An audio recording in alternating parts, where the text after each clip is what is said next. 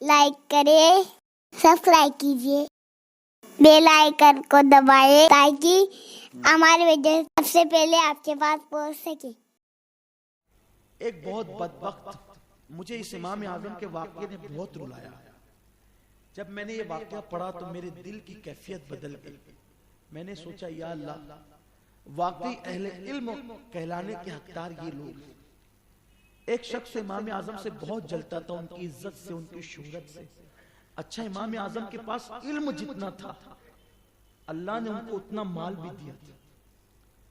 हमने अपने बुजुर्गों से सुना है कि इमाम आजम अबू हनीफा अपने गले में जो चादर डालते थे सिर्फ जीनत के लिए, उस दौर में वो 2 लाख रुपए की होती थी। और आप अपने शागिर्दों के लिए, जिस दिन अपने घर वालों के लिए आप फल खरीदने के लिए जाते थे, तो जितने आपके शागिर्द थे सब के लिए फल खरीदते, और जितने असातिज़ा थे कूफा में सब के लिए फल खरीदते। तन्हा आपने कभी फल नहीं खाया, सारे शागिर्दों को पहले खिलाया फिर खाया। और उस्तादों का इतना एहतराम किया। आपके उस्तादों में सबसे बड़े उस्ताद हजरत हम्माद है। हजरत हम्माद के घर की तरफ कभी आपने पैर नहीं किया। हजरत हम्माद के घर की तरफ कभी आपने पैर नहीं किया। और एक शख्स था जो मोहल्ले में झाड़ू लगाता था, और एक रिवायत के मुताबिक इमाम आजम के कपड़े धुलता था। एक मसला किसी मस्खरे ने पूछ लिया कुत्ते के मुतालिक। इमाम आजम की उस मामले पे तहकीक नहीं थी। जो कुत्ते के मुतालिक मसला पूछा था वो तहकीक इमाम आजम के पास नहीं थी। हजरत इमाम आजम अबू हनीफा बड़े परेशान थे, सोच रहे थे। वो धोबी आकर के उसने सलाम किया तो आपने उस प्यार से जवाब न दिया, हमेशा जिस प्यार से जवाब देते थे। तो उस वक्त इमाम आजम को उसने कहा कि इमाम, आज प्यार से जवाब नहीं दिया। फरमाया, मैं बहुत परेशानी में हूँ, टेंशन में हूँ। कहा, क्या मसला है? कहा, तुमको क्या बताऊं? कहा, बताएं तो सही।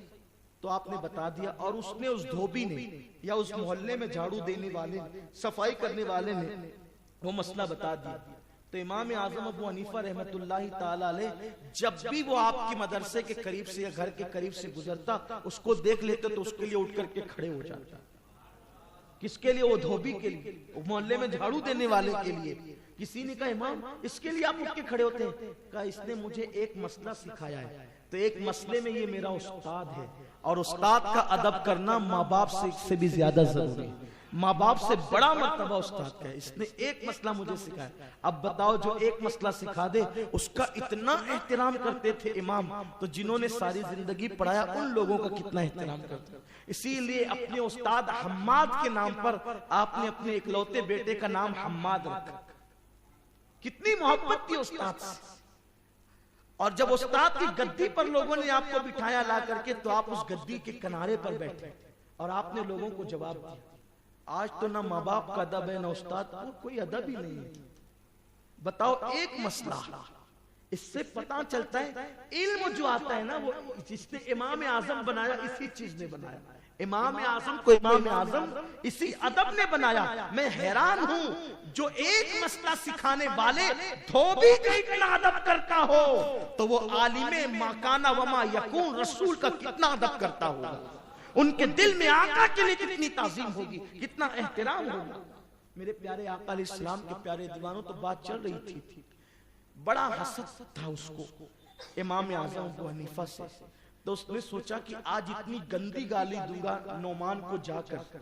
इमाम आजम के कपड़ों की दुकान थी, नमाज पढ़ाते थे, बच्चों उलमा को पढ़ाते थे, इल्म हदीस देते थे, और तिजारत भी करते थे, बहुत बड़े ताजिर थे।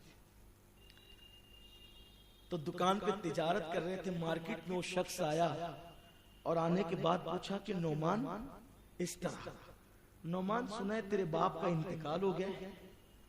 आपने फरमाया, हाँ, मेरे अब्बा का इंतकाल हो गया। तो कहा, तेरी माँ बेवा हो गई होगी? कहाँ बेवा हो गई है? मेरे अब्बा का जब इंतकाल हुआ तो मेरी माँ तो बेवा हो गई। कहा, सुना है बड़ी खूबसूरत है तेरी माँ, हसीन और जमील है। तो आपने कोई जवाब नहीं दिया, और उसने कहा कि तेरी माँ जब बेवा हो गई है और खूबसूरत भी है, तो तेरी माँ का निकाह मेरे साथ क्यों नहीं कर देता? अल्लाह अकबर। हर आदमी माँ वाला ही है। सोच सकता है इतने बड़े आलिम को इतनी गंदी गाली, इमाम आजम अबू हनीफा गुस्से से थर थर कांपते थे, पहली मर्तबा। इसलिए कि इंसान को गाली दे, आदमी सब्र कर ले। मां के लिए इतनी बड़ी गाली, एक तो ये कहना कि तू यतीम हो गया, तेरी मां बेवा हो गई और तेरी मां बहुत खूबसूरत है, मुझे तो ये अल्फाज भी नकल करते मेरी रूह कांपती है। लेकिन मैं अपने इमाम का मर्तबा मेरे नौजवानों को बताना चाहता हूं, और बताना चाहता हूं असल इल्म वाले कौन हैं, उलमा की शान क्या है, उलमा का मकाम क्या है। वो इमाम जिसको दुनिया सिराजुल उम्मा कहती है, उम्मत का सूरज कहती है, उम्मत का चिराग कहती है, मीनारे इल्म ईमान कहती है, जिसकी तकलीद गरीब नवाज करते हैं, जिसकी तकलीद हज़रत महबूब इलाही करते हैं, जिसकी तकलीद दाता अली हिजवरी कहते हैं, उस इमाम की शान क्या होगी, किस बुलंदी पर फाइज है। लेकिन जब कहने वाला बदबख्त जालिम ये कहता है कि तेरी माँ बड़ी खूबसूरत है, तू अपनी माँ का निकाह मेरे साथ कर क्यों नहीं देता, तो आप गुस्से से थर थर कांपने लगे। लेकिन अल्लाह के रसूल फरमाते इंसान को पहचानना हो तो गुस्से में पहचानो। और गुस्से पे काबू पाते हुए इमाम आजम ने कहा, चूंकि वो आकिल भी है, अक्ल है उसके पास, और वो बालिग भी है, तो आकिल और बालिग औरत को निकाह के लिए जोर जबरदस्ती नहीं की जा सकती। जवाब देखे, इस गुस्से की हालत में मेरे इमाम का जवाब देखे। फरमाया वो आकिला है और बालिग है, इसलिए उस पर जो है जोर जबरदस्ती नहीं की जा सकती। लेकिन चूंकि बेटा हूं, अपनी मां को हुक्म भी नहीं दे सकता, मगर तो मेरे दरवाजे पे सवाली बन करके आया है, मां को हुक्म तो नहीं दूंगा तुझसे निकाह करने का, अलबत्ता तेरी बात जरूर पहुंचा दूंगा मां तक, तेरा सवाल अपनी मां तक जरूर। मैं कहता हूं हैरान हूं मैं यहां, और अगर इमाम आजम अबू हनीफा के मुतालिक उलमा ने ये बात ना लिखी होती तो ये बयान ही नहीं की जा सकती।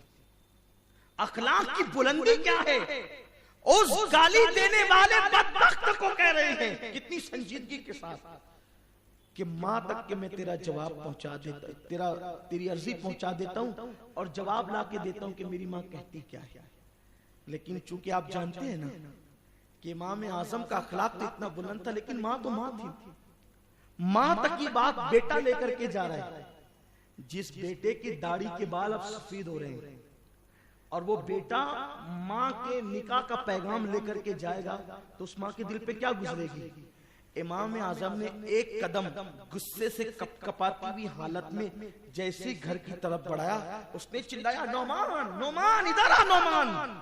इमाम आजम ने जब पलट करके देखा तो वो जमीन पर कुत्तों की तरह तड़प रहा था। इमाम आजम अब आगे बढ़ने की बजाय इससे पहले कि इमाम अपनी मां तक की बात पहुंचाते और अपना अखलाक की बुलंदी बताते, और मां पर क्या गुजरती है तो मां जानती है ना, लेकिन आपने कदम ही बढ़ाया, जमीन पे गिरा, पागल कुत्तों की तरह तड़पने लगा। इमाम पलटे और पलटे तो उसकी जबान कुत्ते की तरह बाहर आ गई और तड़प तड़प करके वो मर गया। इमाम आज़म अबू हनीफा ने उसके जिस्म को हाथ लगाया और एक तारीखी जुमला कहा, नोमान के सब्र ने तुझे खा लिया, नोमान के सब्र ने तुझे खा।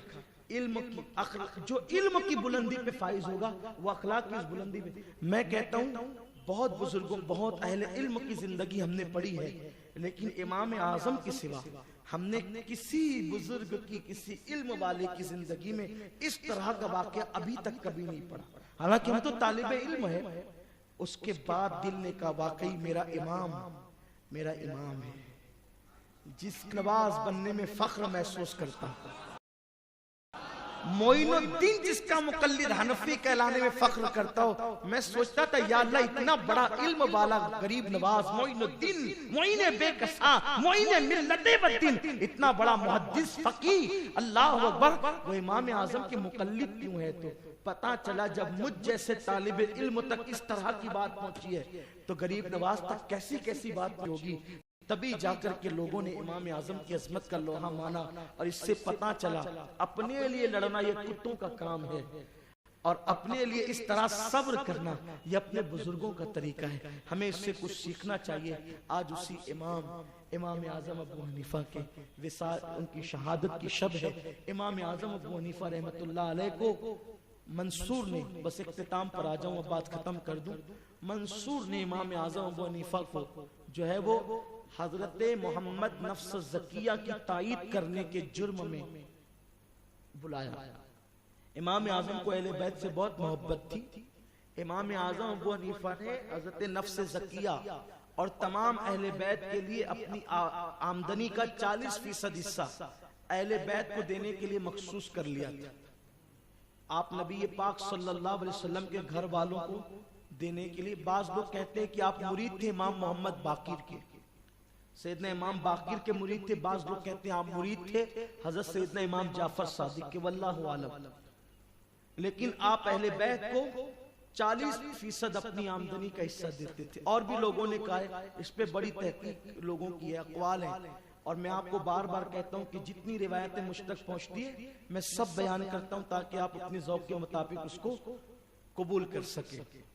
40% जब हजरत नफ्स ज़किया ने, मोहम्मद नफ्स ज़किया इमाम हसन की औलाद में से थे, इन्होंने अब्बासियों के खिलाफ अलम जिहाद बुलंद किया, तो इमाम आजम चाहते थे कि मैं खुद भी उस जंग में शिरकत करूं, लेकिन आपने उस जंग में इसलिए शिरकत नहीं की। 4,000 दिरहम आपने, ये जो सोने के सिक्के होते हैं, सॉरी दीनार, 4,000 दीनार जो सोने के सिक्के होते हैं, वो हजरत मोहम्मद नफ्स ज़किया को चंदे के तौर पे भेजा और खत लिखा कि मैं खुद जंग में हाजिर होता, लेकिन मेरे पास लोगों की अमानतें हैं, मैं अपने शागिर्दों को मैंने भेजा है और मैं किसी वजह से शरीक नहीं हो सकता। तो हजरत मोहम्मद नफ्स ज़किया तो शहीद हो गए। उसके बाद वो कमांड उनके भाई हजरत इब्राहिम अल हसनी ने संभाली और उनको भी शिकस्त हुई।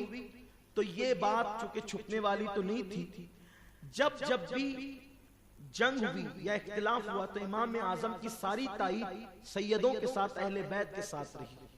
और अब्बासी चूंकि वो भी बनु हाशिम से थे, इमाम आजम ने उनकी ताईद नहीं की, तो अब्बासी इमाम आजम से जलने लगे, हसद करने लगे। और मंसूर जो बादशाह था उसने इमाम आजम को बुलाया, डायरेक्ट इमाम आजम पर अटैक करने से उसको खौफ था कि लोग मेरे मुखालिफ हो जाएंगे। तो उसने इमाम आजम को बुला करके कहा कि मैं आपको काजी का ओहदा पेश करता हूं, आपको काजी बनना है। चूंकि रसूलुल्लाह सल्लल्लाहु अलैहि वसल्लम की हदीस है कि जिसको काजी बनाया गया उसको उल्टी छुरी से ज़बा कर दिया गया। बड़े सख्त मसाइल है ना काजी के। तो इमाम आजम ने फरमाया कि मैं काजी नहीं बनूंगा, क्योंकि अगर काजी बनूंगा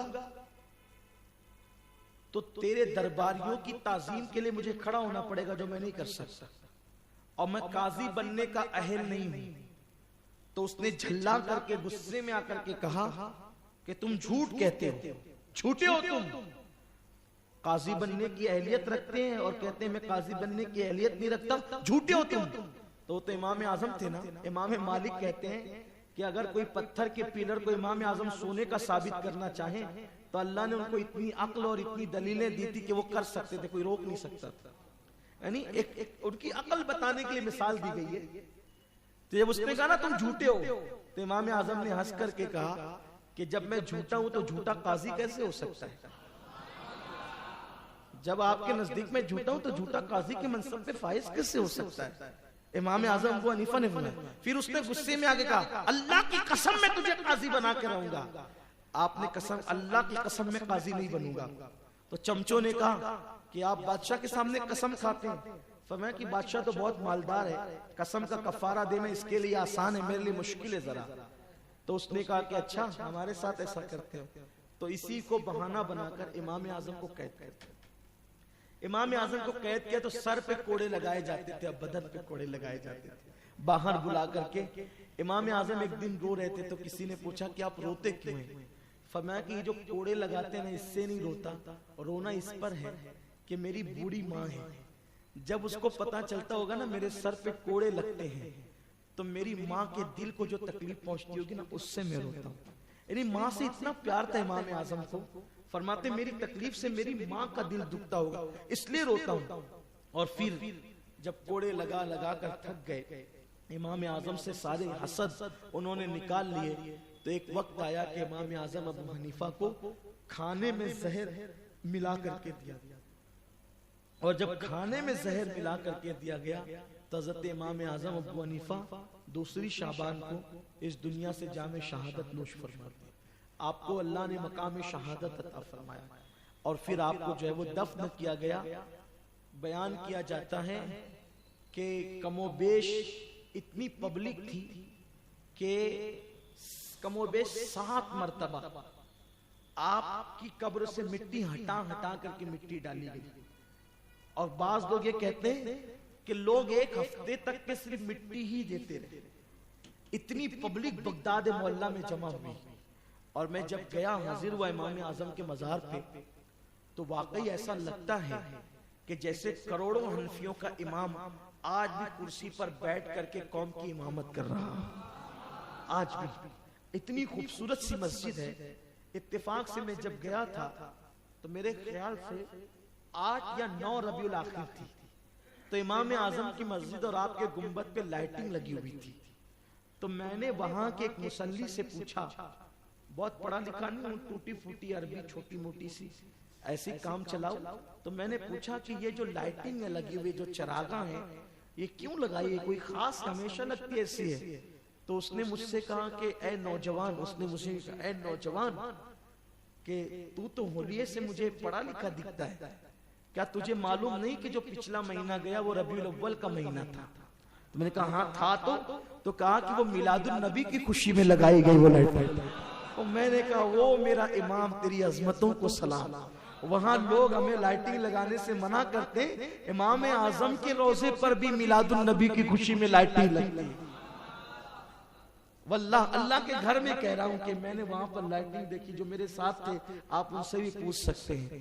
तो अल्हम्दुलिल्लाह इमाम आजम अबू हनीफा का ये मकाम और मर्तबा है। अल्लाह उनकी कब्र पर रहमत और नूर का नुज़ूल फरमाए। कमेंट शेयर जरूर करिए।